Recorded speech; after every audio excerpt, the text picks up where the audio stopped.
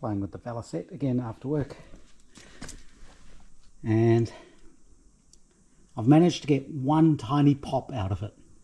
I did hook up an oil pressure gauge. I think I might actually use this one on the bike instead of the little one. Just mount it somewhere rather than on that top control panel. Then I don't have to modify that. I just like this gauge. Only goes up to 40 psi, so it's not enough for a car. Well, Austin 7, they only run about 5 pounds of pressure. Nowhere near enough for the Riley, but it should work well on the bike. I think the oil pressure should be something like, I think it's 30 psi at 30 miles an hour, so that gauge should work well. And I did have to take the advance mechanism off, that's this, and I had to take the points off. I did give them a good file since I had them off, because but I had to remove them because this wire that goes between the two ignition coils, the insulation's broken and the tape that somebody had wrapped around it had come off. So I've retaped that up. But when you take this off, let's have a look. We remove this. This is kind of on a taper. So I use a little spacer. It's actually an old bit of roller bearing. And then you screw this in here.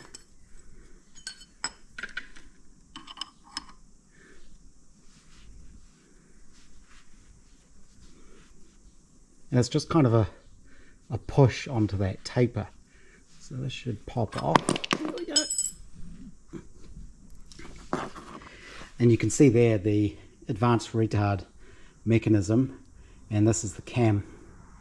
So what you need to do is set this in the right position to get the timing correct, and I'm not sure that was right. I can't be sure now because I've removed it, but apparently there are little holes. There's one. I think there are two of them, and this shows where top dead center is. I could probably verify that by taking one of the plugs out and peeking in through the hole maybe. So you have to set this in the right position on there, and then when you put this bolt back in, it pulls it down onto the taper, I guess. That's how it's being set. So I need to go and look that up. I can't remember how you do this. I just did it by hand or by eye and set it to where it looked like it was just about to open, but or just about to close, I think. It's something like that, but I need to go and check and see exactly what it is. But as I say, I did manage to get one tiny little ignition out of it.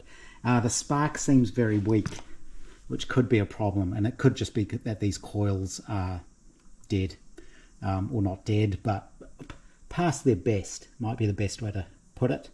I do have new coils that I can fit, so it may be worth doing that as well. But the good thing is, after sitting for a day, there are no obvious oil leaks.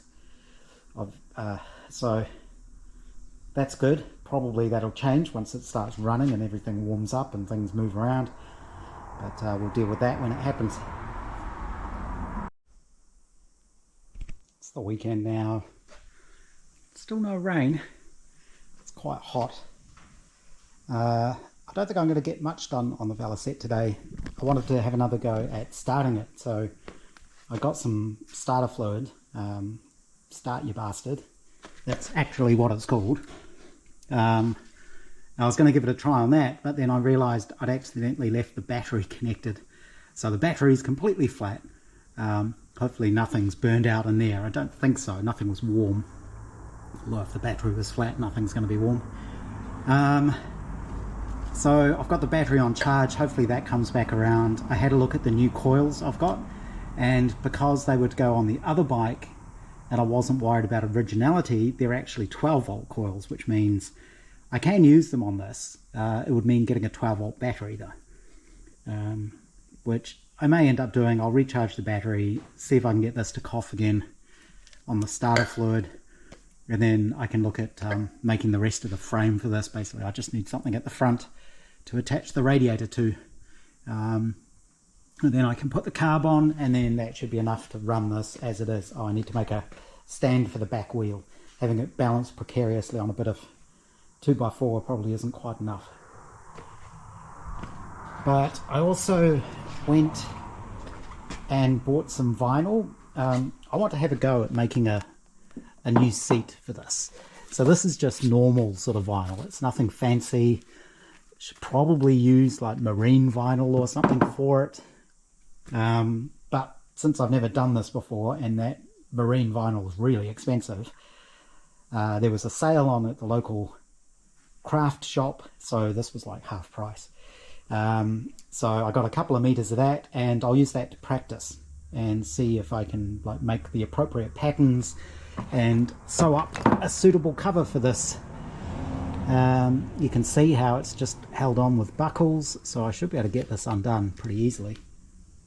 I completely forgot to look at foam while I was there. That didn't occur to me. But I also bought some curved needles and some upholstery thread so I could fix the saddlebag. Where is it? Which I've put down somewhere, and now I can't remember where it's gone. Here it is. So I bought these curved needles thinking I could just hand stitch it. Turns out that's harder than I thought. You can get the needle through the first hole, but finding the second hole is actually quite difficult. And then I remembered, well, I've got this old sewing machine I fixed up, and it's a walking foot machine and meant to be heavy duty, so let's just give that a try. And it worked perfectly. It actually took me 2 goes, because the first go I didn't have the edges lined up properly. You can see they're still not perfect, but it did stop and start a bit. I did have to sometimes hand crank it a little bit to get it to go through, but once you got up a bit of speed, it worked fine, and it went straight through these 2 layers. This is about the maximum thickness it could do. The foot doesn't lift up on this one. Some machines you seem to be able to lift them up a little bit higher, but this is the maximum opening, and I could only just fit that through. But that's worked really well, so that's fixed, which means I can get these back in the panniers. I need to put my metal sleeve back in,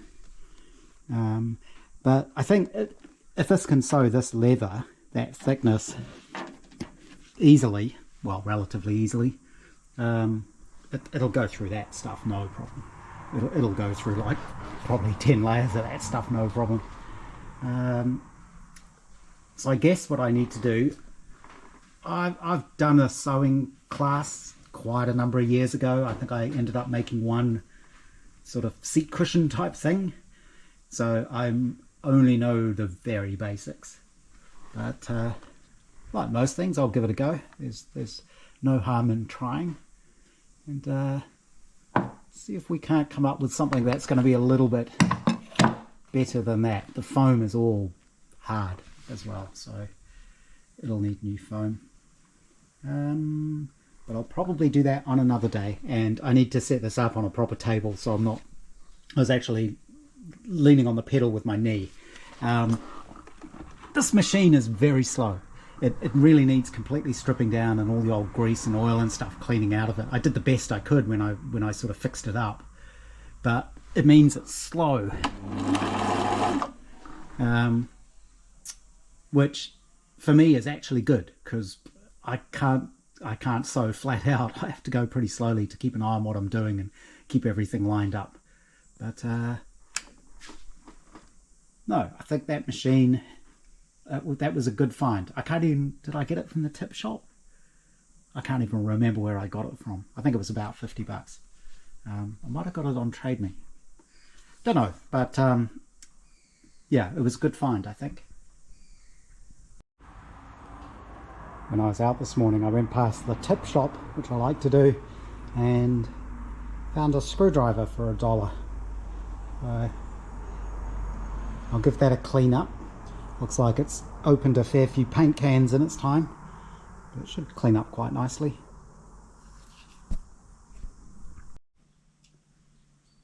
Pleased how the panniers have come out. I did have to sew up one of the others as well, and I did manage to mangle a needle. That wasn't so good, but I've got a few of those, so that's okay. They're leather needles, they are proper leather needles, but the other one, the stitching was coming undone as well, so I've sewed that up. I've bolted them back into the carriers. There is a, oh, of course it's done itself up. There is a